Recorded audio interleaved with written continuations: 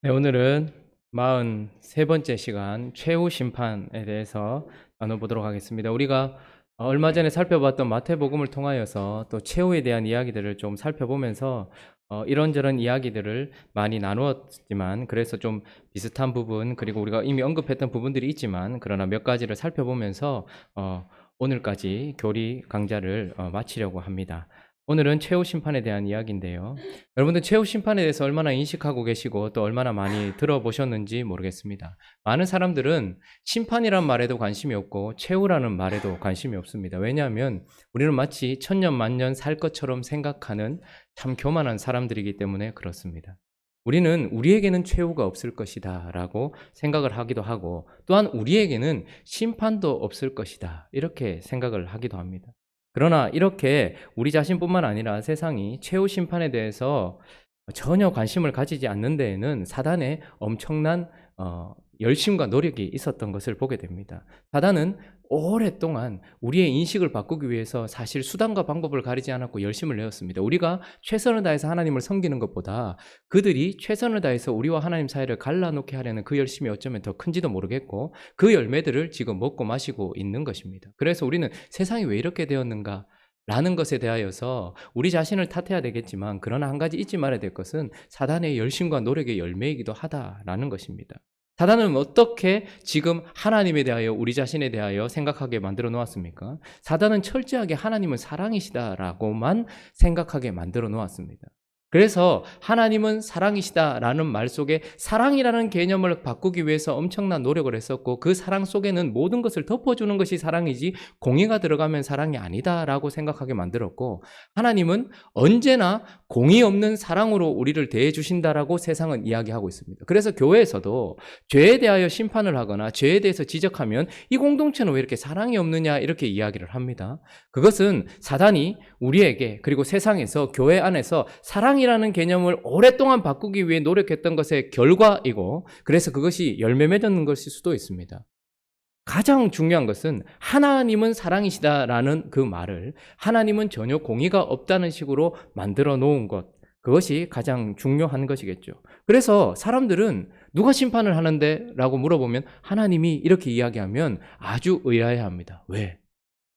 지금은 우리는 그렇게 느끼지 못할지 모르겠지만 세상 전체의 흐름은 무엇이냐면 보편 구원론을 따르고 있습니다.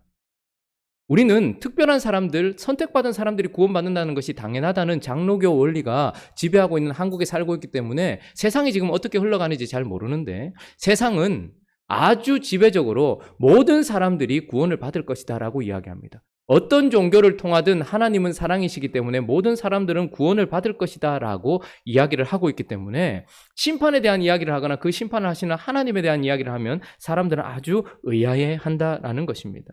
시편 7편 11절부터 13절을 한번 보시면, 한번 읽어볼까요? 시작. 하나님은 의로우신 재판장이시며 매일 분노하시는 하나님이시로다.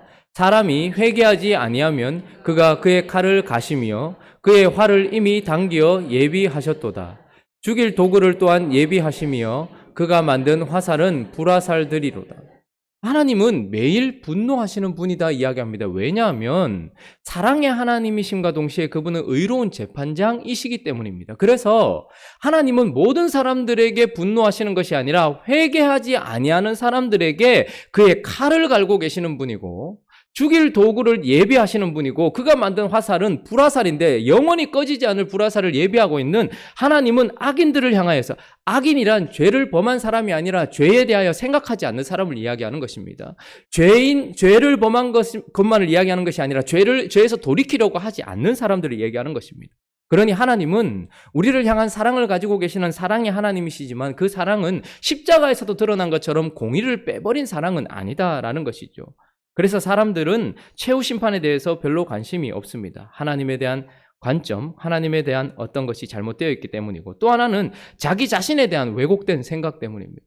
여러분, 하루에도 자기 자신이 어떤 말을 하는지, 그 사람이 어떤 사람인지 대하여서 다른 사람들은 참 잘 보는데 자기 자신은 어떠한지를 잘 몰라요.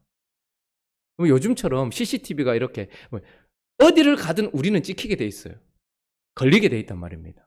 그래서 나는 아무도 보지 않았다라고 생각하는 장소에서도 내가 했던 모든 것들은 사실은 다 기록에 남아 있습니다. 그렇죠? 그런데 하나님의 관점에서 봤을 때 우리가 하는 모든 것들은 다 기록이 되고 있습니다. 우리가 했던 행동, 말, 생각까지 다 기록이 되고 있는데 우리 자신에 대해서 우리는 어떻게 생각하냐 하면 그래도 이 정도는 괜찮지라고 생각해요.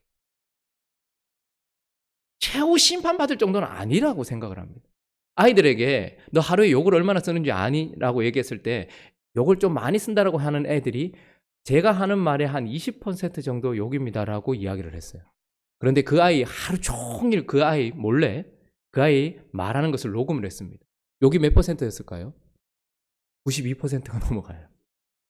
욕을 안 하면 말을 못하는, 욕이 아니면, 근데 자기는 욕쟁이가 아니다라고 생각하는 것이죠. 너 하루 종일 어떤 생각을 하니? 하나님께서 아마 그것을 스캔해 보시면 우리 속에는 나는 음란한 사람은 아니야. 너는 거짓말을 얼마나 시키니? 나는 거짓말쟁이는 아니야. 거짓말을 가끔 하지만 거짓말쟁이는 아니야. 이렇게 생각하지만 우리 자신은 철저하게 거짓말장이고 우리 자신은 철저하게 사기꾼이고 우리 자신은 철저하게 음란한 사람들이라는 거예요. 그러니까 하나님에 대해서도 왜곡되어 있고 나 자신에 대해서도 왜곡되어 있기 때문에 사실 최후 심판에 대해서 별반 생각하지 않습니다. 마지막에 그런 일이 일어나지 않을 것처럼 생각합니다. 제가 이전에 사역했던 교회에서 그런 일이 많았다고 얘기했죠. 갑자기 막 사이렌이 울려요. 막 사이렌이 울리더니 불이 화재가 발생하였습니다. 속히 뭐 이동해 주시기 바랍니다. 이렇게 해요. 오늘 도서관에 앉아 있는데 화재가 났다고 딱 얘기하는 거예요. 그래서 여기는 거짓말이 아니겠지 하면서 저도 애들이 다 일어나길래 다 훈련을 잘 받았더라고요. 화재가 발생하였으니 신속하게 이동해 달라고 딱 얘기하더라고요. 그래서 신속하게 제가 제일 안쪽에 있었기 때문에 빨리 나가야 살지 싶어가지고 그런데 오작동이었다 이렇게 얘기하더라고요. 자, 다음부터 이제 그 사이렌이 진짜 불이 났을 때도 울면 이제 어떻게 할까요? 우리는 아무도 움직이지 않을 것입니다. 5.3, 5.8의 지진이 나고 난 이후에 그 지진은 인재였다 이렇게 이야기하고 나니까 사람들은 더 이상 땅이 흔들리지 않을 것처럼 생각합니다. 내게는 더 이상 큰 시험과 그리고 큰 심판은 없을 것이다 라고 생각을 합니다. 우리는 하나님과 자신에 대하여서 아주 왜곡된 생각을 가지고 있습니다. 뿐만 아니라 심판에 대해서도 왜곡된 생각을 가지고 있어요. 뭐 우리나라에 사형제도가 있습니까? 없습니까? 있나 없나? 뭐라고요? 우리 다수결로 한번 결정해보죠. 제가 알기로는 사형제도는 있지만 집행은 되지 않는 걸로 알고 있습니다. 불과 몇 년 전까지만 해도 사형이 집행되었던 나라였습니다. 인권이 보장되는 나라가 되면서부터 이상한 방향으로 흘러가죠. 우리는 범죄자들의 인권은 보호하기 위하여서 선량한 시민들의 인권은 침해하고 있습니다. 소수의 성소수자들의 인권을 보호하기 위해서 다수의 건전한 사람들의 인권은 아주 유린하는 그런 나라에 살고 있습니다. 그런데 심판에 대해서도 그러다 보니까 여러분 중국 같은 곳은 잘못하면 죽어요. 그냥 바로 끝이라는 것을 언제나 경험할 수 죄의 끝은 사망이구나 하는 그래서 하나님은 언제나 사실은 심판을 죄에 대한 결과에 대해서 보응은 아주 강하게 처벌을 하십니다. 구약 성경을 보면서 우리는 지금 관점에서 바라보니까 하나님 너무 피를 좋아하신다 이렇게 생각하지만 죄는 언제나 사망이에요. 그런데 우리는 이제 그런 어떤 사형이나 큰 벌을 받는 것에 대하여서 보지 못하는 나라가 되었기 때문에 심판이라는 개념을 어떻게 생각하냐 하면 벌을 받는 것은 그저 교정책이다 이렇게 생각을 합니다. 그러니까 우리가 이 사람을 감옥에 보내고 그 사람을 몇 년 동안 가두어 놓는 이유는 영원한 심판, 그 사람이 잘못했기 때문에 아예 완전한 심판을 위해서가 아니라 이 사람을 교정하기 위한 수단이라고 생각하는 거예요. 그러다 보니까 하나님께서 우리를 최후에 심판하신다라는 것도 결국 우리를 교정하기 위해서 이 생에서 주는 고난 정도로 생각하지 영원한 자비도 없는 끝으로 우리에게 주어지는 심판이라고 전혀 생각을 하지 않는단 말이에요. 그러면 아이들에게도 물어보십시오. 나는 청소년인데요. 나는 처벌 안 받아요. 이 정도면 2년이면 되죠. 이렇게 생각을 합니다. 그렇기 때문에 몸으로 때우죠. 이런 이야기를 합니다. 그런 생각의 저조 밑에는 무엇이냐면 언제나 심판은 교정책이지 영원한 형벌은 아니다라고 생각을 해요. 그러나 하나님의 심판은 사실은 영원한 형벌임에도 불구하고 심판에 대한 왜곡된 생각도 우리에게 있습니다. 그러니까 이 모든 것들은 어느 순간 갑자기 생긴 게 아닙니다. 문화라는 것도 그렇고 우리 안의 이데올로기도 그렇고 사단이 오랫동안 작업을 해서 이렇게 만들어 놓은 것입니다. 그러니 마지막에 대해서 전혀 생각해 보지 않는 사회를 만들어 놓은 것이죠. 거기다가 이제 교회는 어떻습니까? 교회 안에는 상급에 대한 기대가 전혀 없는 시대를 살고 있습니다. 우리가 구원받았으면 그만이지 더 열심을 내어가지고 뭘 더 좋은 거 바라겠다고 그건 욕심이야 라고 생각을 합니다. 우리가 거룩하게 사는 이유는 하나님이 우리를 구원해 주신 것에 대한 감사의 내용을 담아서 우리의 삶을 하나님께 드리는 거잖아요. 그래서 우리는 결승선에 있기까지 달려가야 되는 어쩌면 경주자입니다. 그런데도 불구하고 우리는 그 상급을 받기 위하여서 어떠한 기대를 하거나 어떠한 열심을 내지 않는 교회의 문화 속에 있습니다. 그래서 어느 정도 수준에 맞춰서 상대적으로 생각을 하는 경우가 있다는 것이죠. 그러다 보니까 최후 심판 때에 그리스도인들은 이것과 상관이 없다고 생각을 해요. 최후 심판 때에 구원받았던 우리의 삶을 하나님께서는 계수하실 것입니다. 우리가 몇 년 동안 주님과 동행했는가, 언제 주님이 우리를 부르셔서 몇 년 동안 우리가 주님과 동행했는가에 대해서 주님은 우리에게 말씀하실 것이고, 그 가운데 하나님이 얼마나 많은 은혜를 주셨는데 그 기회들과 은혜들과 시간들과 그 모든 사랑들 속에서 나는 얼마만큼 열매를 맺었는가, 땅 끝에 나를 보내주셨는데 이 땅 끝에서 나는 얼마나 수고하고 땀을 흘렸는가에 대해서도 하나님께서 계수하실 것임에도 불구하고 우리 자신은 심판과 상관없다라고 생각을 하는 것이죠. 그러다 보니까 최후 심판에 대해서 관심을 가지지 않습니다. 자, 그러나 최후 심판은 곧 일어날 사실이 될 것이고 역사가 될 것이라는 것을 우리가 기억하면서, 그러면 최후 심판은 어떤 성격을 가지고 있는지, 왜 최후에 또 심판을 하시는지, 이 땅에서 다 갚으시면 될 텐데 왜 그렇게 하시는지 한번 살펴보도록 하겠습니다. 최후 심판의 성격을 보면 미래적이다라는 것을 볼 수 있습니다. 자, 요한복음 5장 29절 읽어볼까요? 시작. 선한 일을 행한 자는 생명의 부활로, 악한 일을 행한 자는 심판의 부활로 나오리라 라고 이야기합니다. 선한 일을 행한 자는 생명의 부활로 그 앞에, 그리고 악한 일을 행한 자는 한참 후에 혹은 그 앞에 심판의 부활로 나올 것이다 라고 이야기를 하면서, 이 최후의 심판은 미래적이다. 지금 우리가 받고 있는 고난이나 지금 우리가 받고 있는 상급과는 전혀 다른 미래에 있을 것임과 동시에 최종적이다라고 이야기를 하고 있습니다. 여러분, 이것은 최종적이다라는 것은 이제 더 이상 기회도 없고 이제 더 이상 변론도 없고 아무것도 없다라는 것이고, 그 최종적이라는 말은 가시적으로 드러낸다는 의미를 가지고 있습니다. 베드로후서 3장 10절을 한번 읽어볼까요? 자, 읽습니다. 시작. 그러나 주의 날이 도둑같이 오리니 그날에는 하늘이 큰 소리로 떠나가고 물질이 뜨거운 불에 풀어지고 땅과 그 중에 있는 모든 일이 드러나리라.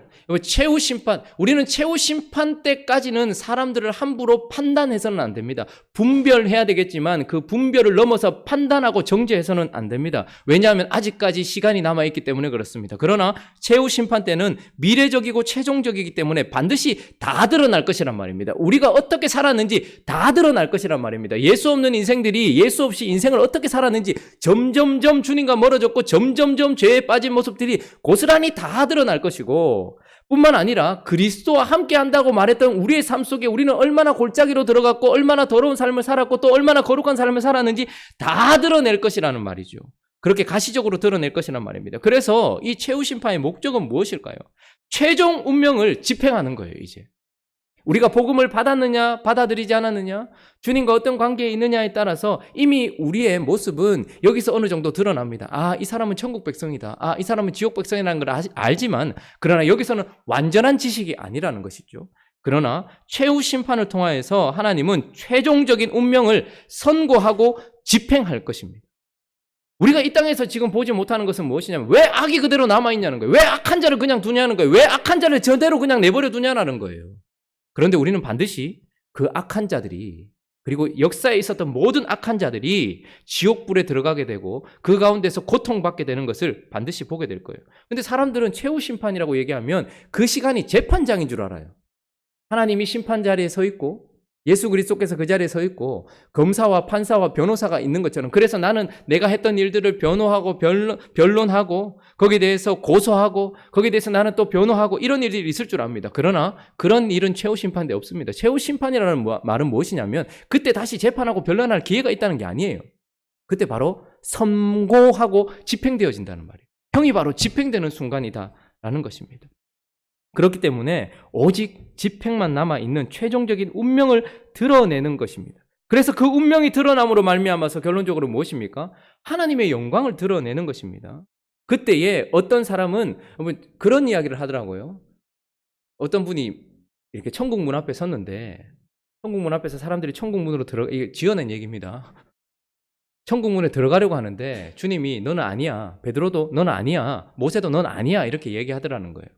그런데 그 사람들이 그 말을 듣고서 뭘 하나를 이렇게 보여줬는데 그걸 보더니 아무 말 없이 고개를 숙이고 지옥을 향해서 이렇게 걸어가더라는 거예요.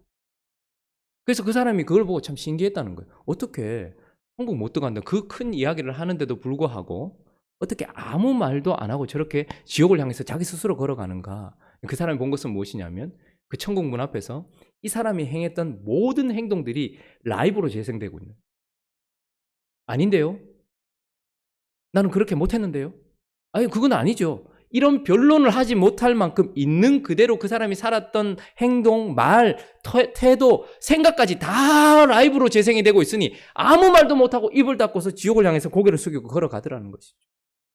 그렇게 공의가 선포되어지고 집행되어짐으로 말미암아서 하나님은 공의의 하나님으로서 영광을 드러내시는 순간. 여러분 지금은 우리가 하나님의 공의를 가끔씩 봅니다. 그리고 때때로 봅니다. 그러나 완전히 보지는 못하죠. 어떤 사람은 죽을 때에도 고통 없이 편안하게 가는 사람들이 있습니다. 그러나 우리는 그런 사람들의 끝을 분명히 보게 될 것입니다. 그래서 우리는 하나님께 영광을 돌려드릴 때 구원받은 사람, 하나님의 은혜를 입은 사람, 하나님의 사랑으로 말미암아 구원받은 우리가 천국 백성이 되어서 흰옷을 입고 천국으로 들어갈 때에만 하나님께 영광 올려드리는 것이 아니라 거기에서는 박수와 환호 소리가 있겠지만 또한 거룩해진 우리는 악인들이 하나님을 향하여 지었던 모든 죄로 말미암아 지옥으로 가고 있는 그때에 공의의 불이 타오는 그곳에서 우리는 또한 박수를 하며 하나님께 영광 올려드리는, 그래서 최후 심판은 하나님의 영광을 위하여서 그리하고 있다라고 이야기합니다. 그래서 우리는 영원히 볼 것입니다. 영원히 공의의 불이 타오는, 지옥불은 꺼지지 않습니다. 영원히 하나님의 공의가 불타오르는 그곳에서 영광을 받으시는 하나님, 그리고 하나님의 사랑의 불도 영원히 꺼지지 않습니다. 밝은 햇볕이 필요 없는 그분의 빛으로 영원히 행복한 천국에서 우리는 하나님의 사랑의 불이 타오르는 그곳에서 우리는 박수를 하면서 하나님께 영광을 올려드릴 것입니다. 그때가 바로 최후 심판으로부터 시작된다라는 것이죠. 뿐만 아니라 최후 심판 때 우리는 이제 서열을 보게 될 것입니다. 보상과 형벌의 정도를 나타내는 거예요. 저는 이해가지 않는 것 중에 하나는 우리가 구원받았는데 상급이 서로 달라요. 그런데도 불구하고 모두가 만족하고 기뻐할 수 있는, 아마 우리의 상태가 완전히 변화되어서 하나님이 하신 것이라면 모든 것을 아멘하고 받아들일 수 있을 만큼 거룩해졌기 때문일 것이라고 생각이 들지만, 그럼 어쨌든 등급이 다르다라고 이야기를 합니다. 보상의 어떤 형벌의 정도가 어느 정도, 모든 사람들을 하나님께서 똑같이 대우하셔서 하시는 것이 아니고, 이 땅에 있는 판사도 어떻게 합니까? 이 사람은 2년, 이 사람은 10년, 이 사람은 20년 정확하게 공의를 드러내는 것처럼 최후 심판 때 하나님께서는 보상에 대해서도 형벌에 대해서도 정확한 정도를 드러내실 것입니다. 자, 고린도전서 3장 13절부터 15절까지 한번 읽어볼까요? 시작. 각 사람의 공적이 나타날 터인데 그날이 공적을 밝히리니 이는 불로 나타내고 그 불이 각 사람의 공적이 어떠한 것을 시험할 것입니다. 만일 누구든지 그 위에 세운 공적이 그대로 있으면 상을 받고 누구든지 그 공적이 불타면 해를 받으리니 그러나 자신은 구원을 받되 불 가운데서 받은 것 같으리. 여러분, 우리는 그리스도의 터 위에서 이제 시작하여서 하나님 앞에 서 있습니다. 그리고 우리는 이제 구원을 받았어요. 그러나 우리에게도 불이 남아있다라고 얘기합니다. 이 불은 우리를 영원히 태우기 위한 지옥불이 아니라 우리의 공적을 가늠해보는 불입니다. 여러분, 왜 우리가 말씀대로 이렇게 살려고 노력할까요? 주님께서 우리에게 찾아오셔서 우리에게 주신 그 핏값만큼 살아가기 위해서 왜 그렇게 애써야 될까요? 저는 가끔씩 나도 세상 사람들처럼, 혹은 우리도 세상 사람들처럼 편하게 한번 사역도 해보고 설교도 해보고 하면, 뭐 그렇다고 제가 특별히 하는 것은 아니지만 하나님이 말씀하신 것이 아니라 제가 제 마음이 원하는 대로, 혹은 사람들이 말하는 대로, 혹은 인정받는 대로 좀 세상의 방식대로 하면 빨리 크기도 하고 빨리 어떻게 보면 이루기도 하는데, 그렇게 하지 않을 이유가 저는 여기에 있다고 생각합니다. 세상에서 유명했던 사람이 나중에도 유명할까? 저는 많이 바뀌지 않을까라고 생각을 합니다. 아마 우리는 이름도 들어보지 못한 사람들이 불 가운데서 타지 않는 공적 가운데 하나님께 영광 받는 것을 보게 될 것이고, 우리는 저 사람은 하나님께 가까이 있는 사람이다, 큰 일을 했던 사람이라고 이야기하는데 불 가운데서 그가 했던 모든 것들이 다 타버리고 겨우 불 가운데 심판을 면하는 구원만 받는 것을 보게 될지도 모릅니다. 우리는 이 땅에서 어떤 크기, 세상적인 기준으로 어떤 사람이 하나님 앞에 바르게 서 있는지 아닌지를 가늠해 봅니다. 그러나 그곳에 가면 이제 하나님 앞에 누가 옳았는지가 드러나는 시간이 올 것입니다. 그래서 이 사람은 하나님의 말씀대로 살았던 사람이다 라는 것이 드러나는, 그런 우리의 공적이 드러나는. 여러분, 이 땅에서 자기 입으로 자기를 자꾸 자랑하는 사람들이 있죠. 위험한 거예요. 주님은 그렇게 하지 말라 하셨잖아요. 늘 자기 자랑을 해요. 자기가 했던 일, 자기가 이룬 공적, 이런 것들을 얘기합니다. 자, 그런데 그것들이 정말 주님 앞에서도 여전히 인정받을 것인지를 그냥 퉁치고 넘어가지 않고 반드시 주님 우리를 불위에 세울 것이다라고 이야기를 하고 있습니다. 그래서 뭐만 남을까요? 주의 말씀만 남아요. 그러니 우리는 어떻게 하면 공적을 인정받을까요? 말씀대로 해야 되겠죠. 근데 그리하지 않아도 이 땅에서는 모래 위에도 집이 지어지고, 희한하죠. 모래 위에도 집이 지어지고 화려해지기도 합니다. 그리고 타버릴 것임에도 불구하고 이 땅 가운데서는 인정받기도 합니다. 그런데 최후 심판 때에는 그것이 아니다라는 것을 주님께서 반드시 드러낼 날이 온다라는 것입니다. 그러므로 세상의 기준대로 커지고 유명해지고 혹은 인정받으려고 할 것이 아니라 그 불에도 타버리지 않을 주님 앞에 인정받을 공적을 우리는 계속해서 따라가야 된다는 것입니다. 뿐만 아니라 형벌에도 분명히 차이를 드러낼 것입니다. 우리가 살펴봤던 마태복음 11장 20절부터 24절 한번 읽어볼까요? 읽습니다. 시작. 예수께서 그때 책망하시되 화 있을진저 고라시나 화 있을진저 벳세다야 너희에게 행한 모든 권능을 두로와 시온에서 행하였더라면 그들이 벌써 베옷을 입고 제에 앉아 회개하였으리라. 내가 너희에게 이르노니 심판날에 두로와 시돈이 너희보다 견디기 쉬우리라. 버나오마 네가 하늘에까지 높아지겠느냐 음부에까지 낮아지리라. 내게 행한 모든 권능을 소돔에서 행하였더라면 그 성이 오늘까지 있었으리라. 내가 너희에게 이르노니 심판날에 소돔 땅이 너희보다 견디기 쉬우리라 하십니다. 전에도 한번 말씀드렸던 것처럼 형벌에도 단계가 있고 서로 정도가 다르다라고 이야기합니다. 우리는 악한 성이라고 얘기하면 어떤 성을 떠올립니까? 뭐 동성애 반대 축제를 할 때도, 반대를 할 때도 우리가 계속해서 언급했던 성이 무엇입니까? 소돔과 고모라였습니다. 그런데 주님은 뭐라고 얘기합니까? 심판날에 가버나움이 더 견디기 어려울 것이다 라고 이야기합니다. 두로와 시돈이 더 오히려 나을 것이다, 또 이런 이야기도 하시죠. 그러니까 죄인이라고 다 똑같은 죄인은 아닌 것입니다. 죄인들도 자기 주장을 막 해요. 그래도 이 정도는 괜찮잖아, 나는 이 정도는 괜찮아 라고 이야기합니다. 예, 주님 앞에서 정말 그럴지, 주님 앞에서의 형벌도 정말 달라질 것인데 그것도 우리가 생각해 봐야 한다는 것이고, 최후 심판 때에 우리는 누가 진짜인지 가짜인지도 알게 될 것이고 누가 진짜 나쁜 놈이지 안 나쁜 놈인지도 알게 될 것이다 라고 우리에게 이야기를 하고 있습니다. 그래서 최후 심판의 목적은 무엇입니까? 지금까지 밝히 드러나지 않았던 재림의 목적은, 지금까지 드러나지 않았던 주님을 드러내시는 게 재림의 목적이라면 최후 심판의 목적은 무엇일까요? 지금까지 드러나지 않았던 우리를 드러내는 것, 이것이 최후 심판의 목적인 것입니다. 그날이 되면 주님도 확연히 드러날 것입니다. 영광스럽게 드러날 것입니다. 그날이 되면 우리도 모두 다 드러나게 될 것이다 라고 이야기를 합니다. 자, 그러면 이제 최후 심판의 몇 가지 사항들을 한번 살펴보면 누가 최후 심판을 하게 되는가? 주체는 누굽니까? 바로 예수님이다라는 것이죠. 자, 요한복음 5장 22절 읽어볼까요? 시작. 아버지께서 아무도 심판하지 아니하시고 심판을 다 아들에게, 원래 하나님이 재판장이셨어요. 그런데 아들에게 맡기셨다라고 이야기합니다. 왜 그러셨을까요? 왜 아들이 우리를 심판하실까요? 여러분, 저는 분명히 하나님이 심판대 앞에 서 있으면 하나님 앞에 악다구니를 쓰면서 왜 하나님이 인간을 심판합니까? 당신이 인간을 압니까? 만들었으면 답니까? 라고 따질 인간이 있다라고 저는 생각을 합니다. 당신이 나를 어떻게 안다고? 당신은 하나님이니까 우리와 전혀 다르지 않냐고, 내 삶이 얼마나 힘들었는지, 내 환경이 얼마나 견디기 어려웠는지 하나님은 모른다고 이야기할지도 모를 거예요.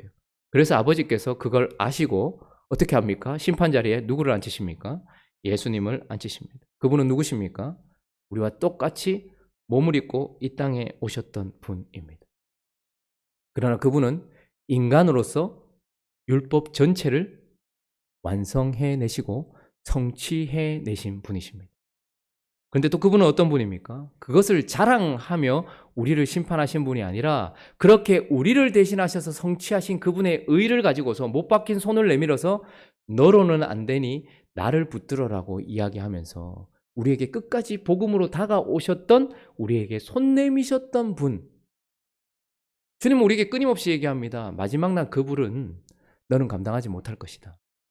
그러나 마치 큰 불이 날 때에 맞불을 놓은 곳에는 더 이상 불이 오지 않는 것처럼 내가 너를 대신하여 이미 불지름 당하였으니 나 안에 있으면 너에게는 그 불이 오지 않을 것이다 말하며, 우리를 위하여 사셨을 뿐만 아니라 우리를 위하여 죽으시고 다시 부활하신 그분이 옆구리에 창자국과 손에 못자국을 가지고서 손을 내밀어서 내게 오라고 말씀하셨던 그 인간이신 예수 그리스도를 버렸던 모든 자들이 예수님에 의하여서 심판을 받을 것이다 이야기하는 것입니다. 고린도후서 5장 10절 이렇게 얘기하죠. 이는 우리가 다 반드시 그리스도의 심판대 앞에 나타나게 되어 각각 선악간에 그 몸으로 행한 것을 따라 받으려 합니다. 그리스도, 그분은 인간으로 기름 부음 받은 자였고 우리의 죄를 위하여 죽으신 분이었고 우리에게 복음으로 다가오셨던 그리스도, 그분의 심판대 앞에 설 것이다 얘기합니다. 그래서 최후 심판은 예수 그리스도께서 주체입니다. 자, 그런데 이 최후 심판에 참가하는 사람들이 있습니다. 또 누구냐면 천사들과 성도들이다라고 이야기하죠. 마태복음 13장 41절에서 42절은 이렇게 얘기하는데요. 읽습니다. 시작. 인자가 그 천사들을 보내리니 그들이 그 나라에서 모든 넘어지게 하는 것과 또 불법을 행하는 자들을 거두어내어 풀무불에 던져 넣으리니 거기서 울며 이를 갈게.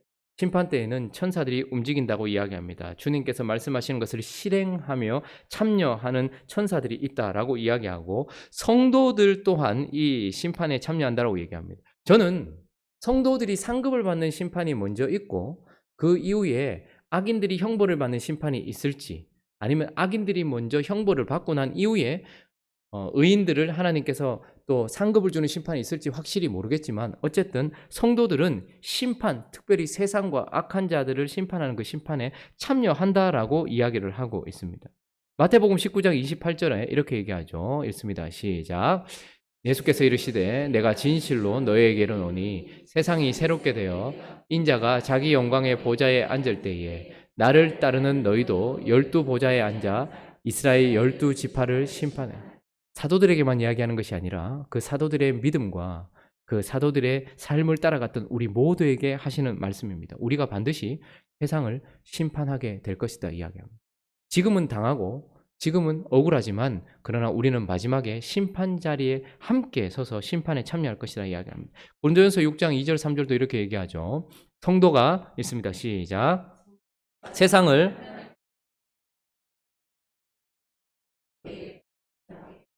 지극히 작은 일 판단하기를 감당하지 못하겠느냐?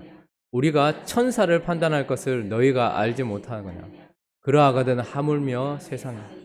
우리가 얼마나 높여지는지 최후 심판에서 드러나게 되는데, 특별히 우리는 세상을 심판하게 되고 천사들을 판단하게 된다라고 이야기를 합니다. 이 최후 심판의 중심에는 예수 그리스도가 있고 그 주변에는 우리가 그리고 천사들이 있다라고 이야기를 하고 있습니다. 자, 그러면 이제 누가 심판을 받는가? 그 대상은 먼저 타락한 천사들이다라고 이야기를 하고 있죠. 이 타락한 천사들, 베드로후서 2장 4절은 이렇게 얘기합니다. 타락이 무엇인지를 얘기해 주는데 읽습니다. 시작.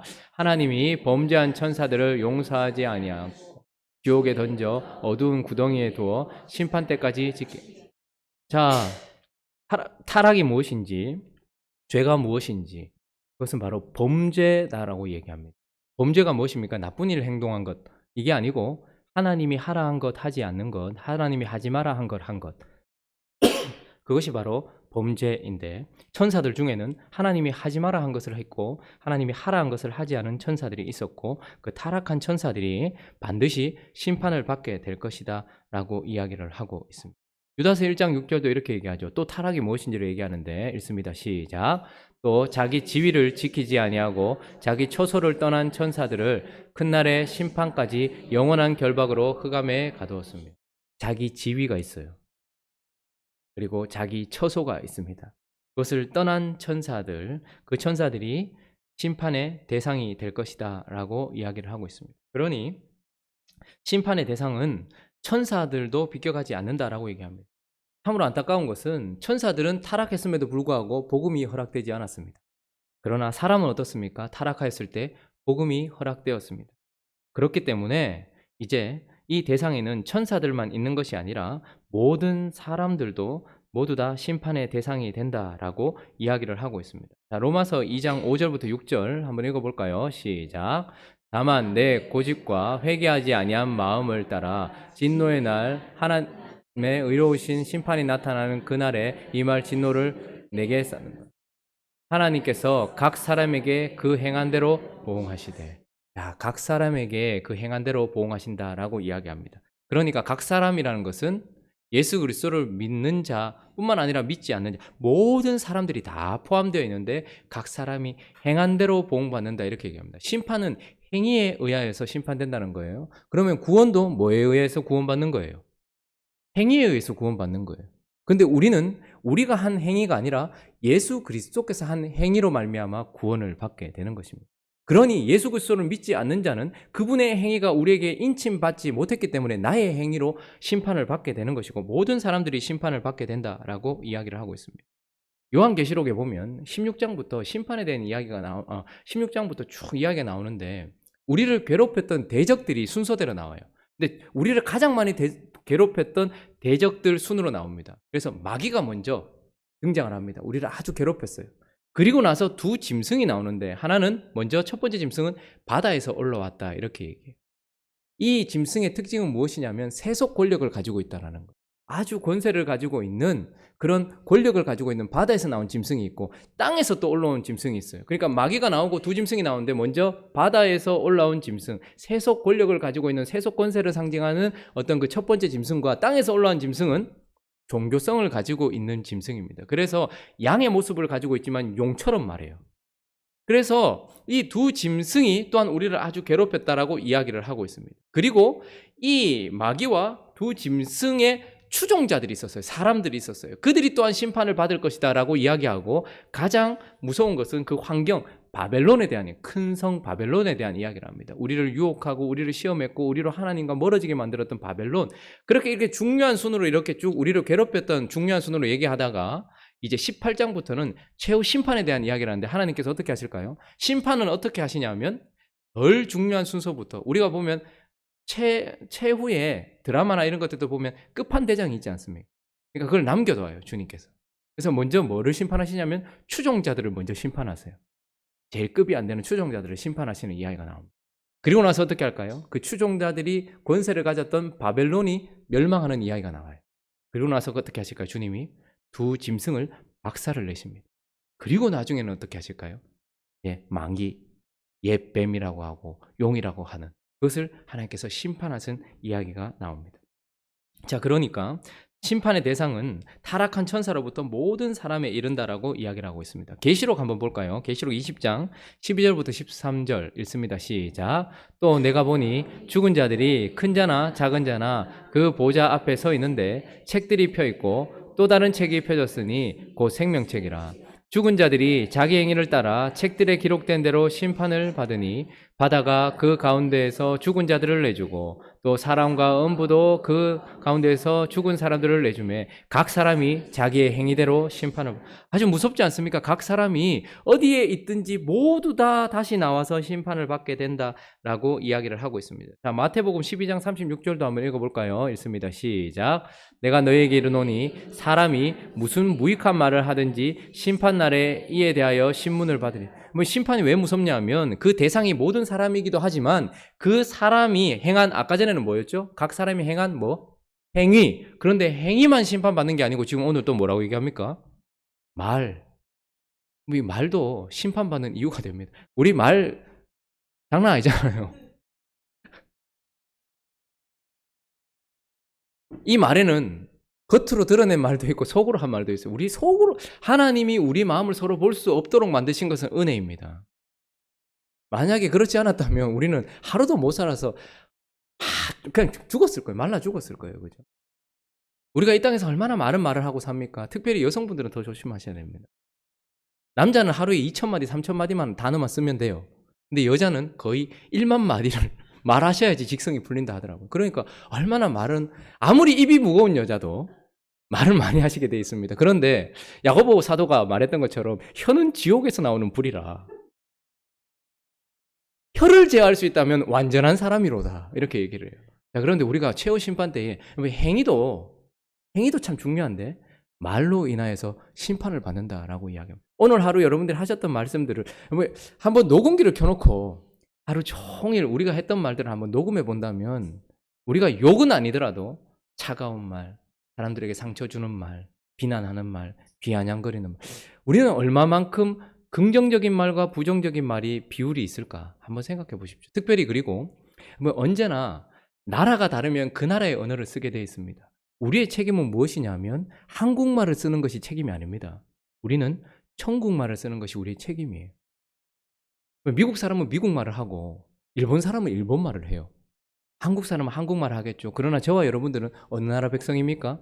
한국 땅에 발을 밟고 있는 천국 백성인 것입니다. 그러니 우리의 말은 사실 천국의 언어를 사용해야 되는 사람들이라는 말입니다. 자, 그러니 한 입에서 하나님을 찬송하고 사람을 저주하는 말이 함께 나온다. 한 셈에서 함께 나온다. 이거는 참으로 위험한 것이고 반드시 심판날에 신문을 받을 것이다 라고 이야기를 하고 있습니다. 심각한 이야기죠. 자, 그러나 더 무서운 것은 고린도전서 4장 5절입니다. 자, 읽어볼까요? 시작. 그러므로 때가 이르기 전 곧 주께서 오시기까지 아무것도 판단하지 말라. 그가 어둠에 감추인 것들을 드러내고 마음의 뜻을 나타내시리니 그때에 각 사람에게 하나님으로부터 칭찬이. 자, 각 사람에게 또 있는데 또 뭐를 나타내신다고 얘기합니까? 마음의 뜻. 특별히 원어적인 의미는 생각입니다. 아, 진짜 무섭습니다.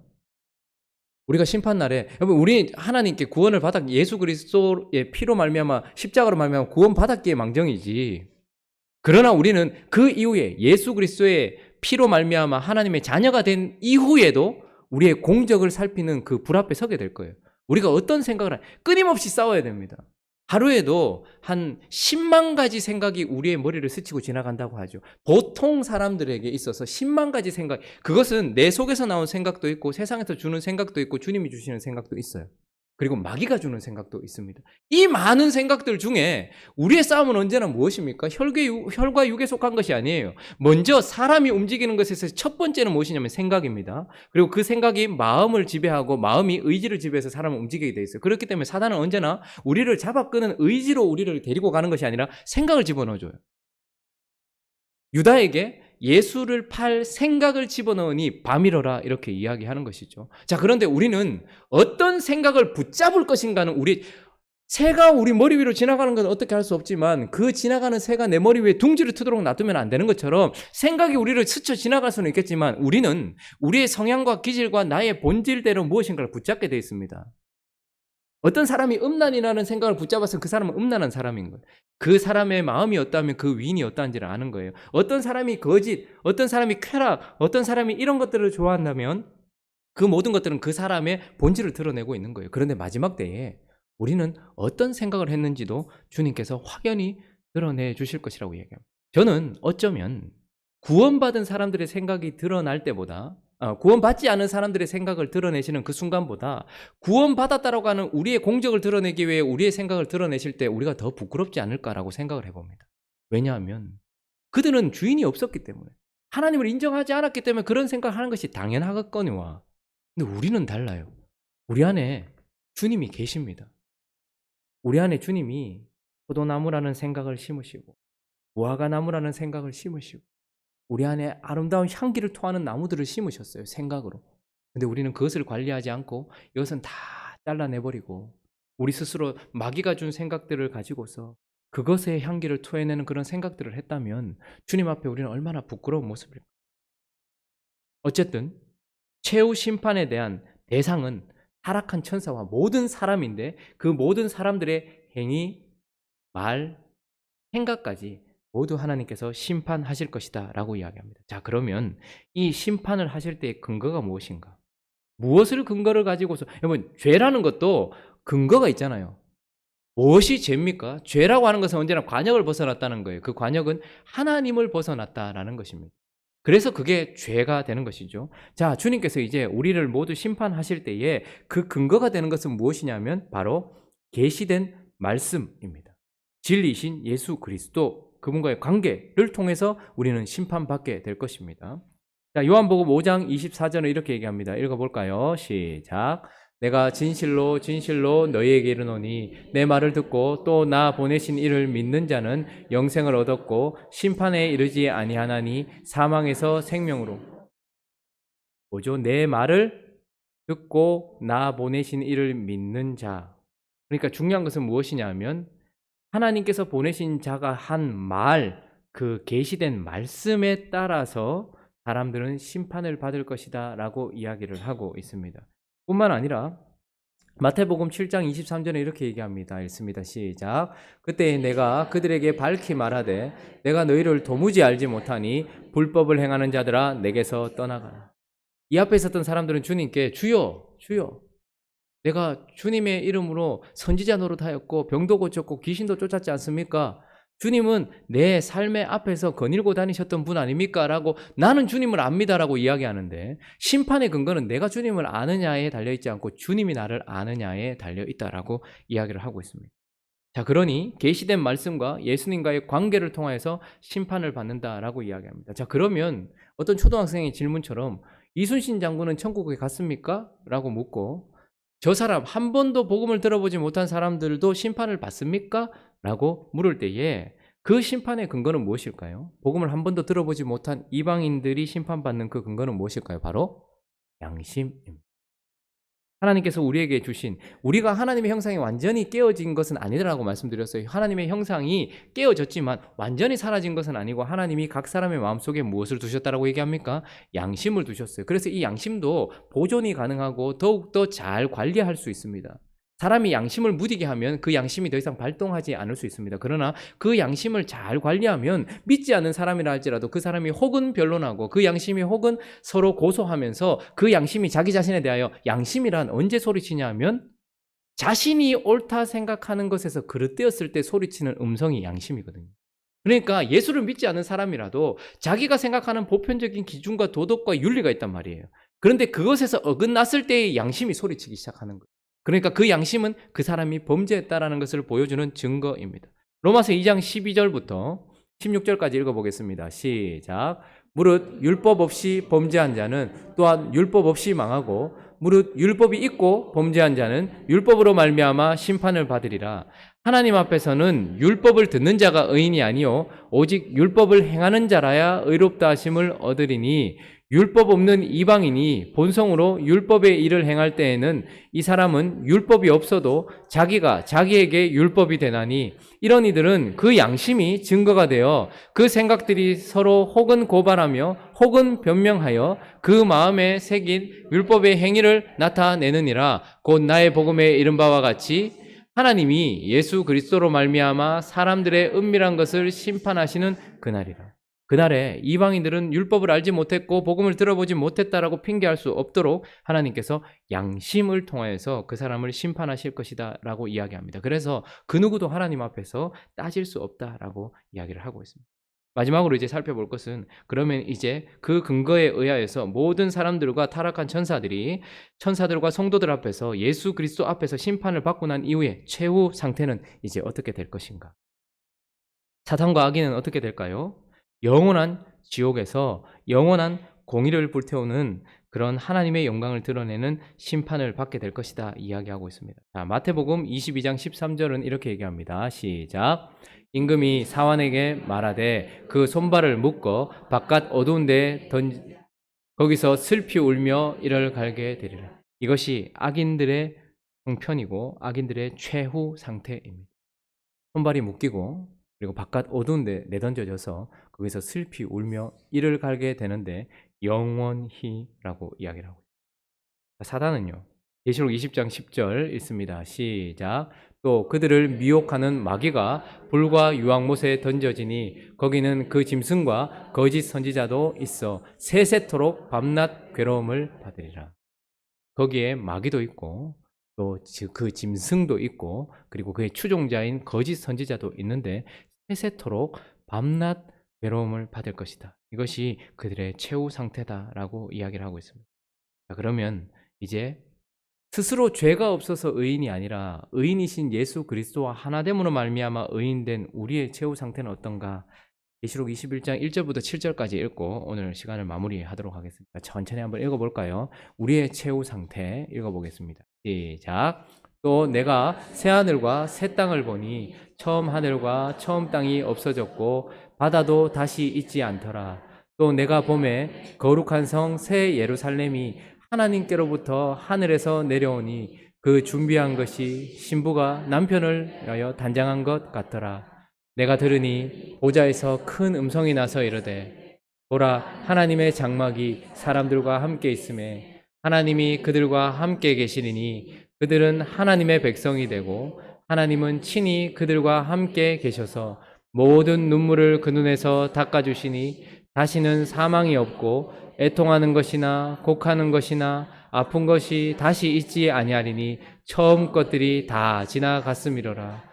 보좌에 앉으신 이가 이르시되 보라 내가 만물을 새롭게 하노라 하시고 또 이르시되 이 말은 신실하고 참되니 기록하라 하시고 또 내게 말씀하시되 이루었도다. 나는 알파와 오메가요 처음과 마지막이라. 내가 생명수 샘물을 목마른 자에게 값없이 주리니 이기는 자는 이것들을 상속으로 받으리라.